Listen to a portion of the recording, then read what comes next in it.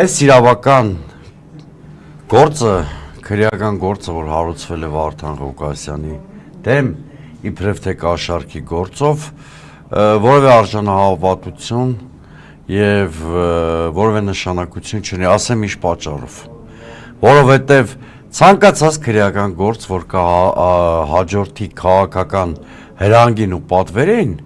արդեն դրա բովանդակությունը, այդ քրեական գործի կառուցվածքը բացարձակապես հետաքրքիր չեն, բացարձակապես։ Նիկոլ Փաշինյանը ազգային ժողով կառավարություն վերջին հարցու պատասխանի ժամանակ խորհրդարանական ամբիոնից, որը երկրի թիվ 1 քաղաքական ամբիոնն է, շատ հստակ ասեց, որ Վարդան Ղուկասյանը դուրս պետք է շպրտվի քաղաքական եւ հանրային կյանքից։ Այս հրանգի տրամաբանության շրջանակներում այսօր Գյումրիում տեղի են ունեցել ձեզ հայտնի իրադարձությունները, որոնք անշուշտ ավարտվելու են Վարդան Ղուկասյանի եւ այլոց ձերբակալություններով։ Այստեղ խնդիրը անձը չի, տեսեք, մի կողմից հստակ քաղաքական հրանք կա, մյուս կողմից